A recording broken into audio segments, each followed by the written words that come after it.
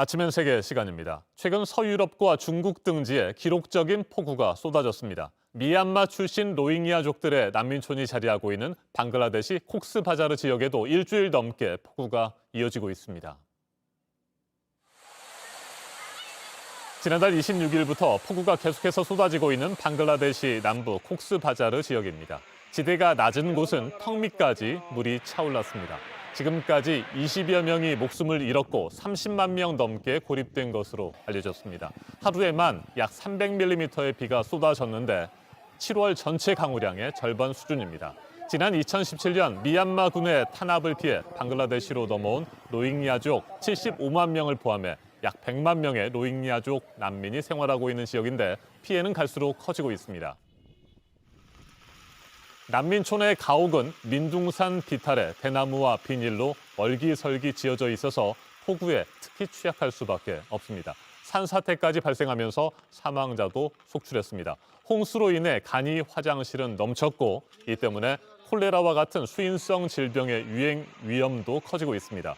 방글라데시 당국은 일부 난민들을 인근 학교 등에 마련된 대피시설로 이동시켰지만 역부족입니다.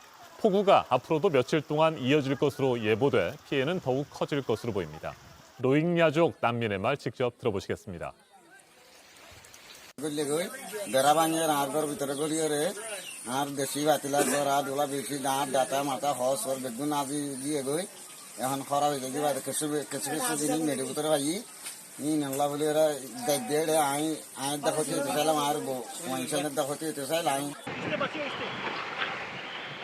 폭우 피해는 기후 취약국은 물론이고 선진국까지 전 세계 곳곳에서 이어지고 있습니다. 인도 북부 히마찰 프라데시 주에서는 지난달 26일 폭우로 대형 산사태가 발생해 9명이 숨졌습니다. 서유럽에서는 지난달 중순 100년 만에 대홍수가 난 지 열흘 만에 또다시 폭우가 쏟아졌습니다. 중국 곳곳에도 기록적인 폭우가 이어졌습니다. 허난성의 경우 폭우로 인한 경제 손실이 우리 돈으로 치면 1,000억 원에 이르는 것으로 집계됐습니다. 기후 전문가들은 이처럼 극심한 폭우 역시 지구 온난화 때문이라고 지적하고 있습니다. 들어보시겠습니다. Obviously has a connection through global warming. Okay, now, so the idea is this, that when you have an increase in the temperature of the atmosphere, you also have the increase in the water temperature. And so because of that, you will have a lot more evaporation of water going into the atmosphere. 전 세계 곳곳을 덮친 극심한 폭우의 원인과 피해 상황 좀 더 자세하게 짚어보겠습니다. 체인텍 중앙일보 국제전문기자 전화로 연결됐습니다. 안녕하십니까? 네, 안녕하십니까? 네, 폭우 등 자연재해에 특히 취약한 로힝야족 난민촌의 상황 너무 안타깝고 걱정됩니다. 직접 여러 차례 취재를 했던 곳이잖아요. 현지 상황 어떻습니까? 예, 그렇습니다. 예, 아까 얘기가 나온 방글라데시 남부 콕스바자르 지역에는 100만 가까운 난민이 살고 있는데요. 그중에 이제 중심에 있는 쿠투팔룩 난민촌은 구릉지대에 자리 잡고 있어서 야트막한 비탈의 대부분의 이제 시설이 있습니다. 이 때문에 300mm 정도의 폭우라면은 견디기 힘들 것 같아요. 특히 대부분의 사람 사는 곳이 임시 거주처이기 때문에 폭우나 폭풍에 위험할 수밖에 없습니다. 그리고 가스를 통해 공급해서 연료로 쓰기 때문에 화재 위험도 적지 않습니다. 폭우나 폭풍 속에서 어떤 몸을 녹이려고 가스를 쓰다가 화재가 날 가능성도 크기 때문에 굉장히 걱정이 되고요. 그리고 도로 자체가 일부 큰 길만 바닥에 벽돌을 박아서 어느 정도 튼튼한 길을 이제 만들기도 했습니다만은 네. 기본적으로는 모래를 마대에 넣어서 길과 계단, 그걸 쌓아서 길과 계단을 만든 구조입니다. 이 때문에 폭우가 내리면은 무너질 수밖에 없고 산사태 혹은 이제 통행을 하다가 사람이 다칠 일이 많을 수밖에 없습니다. 특히 문제가 난민전 사이에 개천이 있는데요.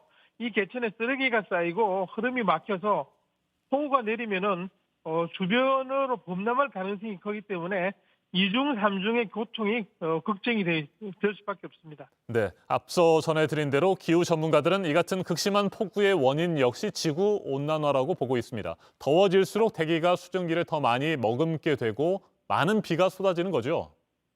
예, 그렇습니다. 예, 지구 온난화의 핵심은 이산화탄소 배출이고요. 이러한 이제 탄소 배출은 온실가스 효과를 유발해서 그 지구 전체의 온도가 지난 그 수십 년 동안에 몇 도, 1, 2도 정도 높아졌기 때문에 아무래도 수증기가 이제 늘어날 수밖에 없고, 이는 단순한 이제 강수량 증가를 넘어서서 폭우, 폭풍 등 예상할 수 없는 기상교란, 기상재해 그 빈발로 이어지는 것으로 평가할 수 있겠습니다. 겨울엔 폭설이 내릴 수도 있습니다. 네, 폭우를 포함한 이상 기후들 이제 기후 취약국을 넘어서서 지구 전체에 닥친 재앙으로 봐야 할 것 같습니다. 선진국들이 앞장서고요. 공동체적인 대응이 시급해 보이는데 어떻게 생각하세요? 예, 기후 변화로부터 사람을 지키는 일은 이제 인간의 존엄성을 지키는 일, 인권을 보호하는 그런 차원으로 가야 할 것 같습니다. 국제사회가 인식을 그렇게 바꿔야 되고요. 이에 걸맞은 적극적인 행동이 필요합니다. 난민 후원, 개발 원조 확대, 적극적인 환경 대책, 이런 걸 이제 유엔 주도하에 기후 변화와 개도국 개발 원조 이런 걸 연계해서 서로 공생하는 작업이 무엇보다도 절실하다고 하겠습니다. 네, 알겠습니다. 말씀 잘 들었습니다. 최인택 중앙일보 국제전문 기자였습니다. 뉴욕타임스는 지구촌을 강타한 유례없는 폭우 피해를 보도하면서 누구도 어떤 국가도 안전하지 않다고 밝혔습니다. 기후 재난 앞에서 빈국과 부국의 구분이 무의미해졌다는 것입니다. 국제사회는 오는 11월 영국 글래스고에서 열리는 기후변화협약 당사국 총회가 선진국들의 기후재난 대응 의지를 가늠해볼 시험대가 될 것으로 보고 그 결과를 주목하고 있습니다. 지금까지 아침 현석이었습니다.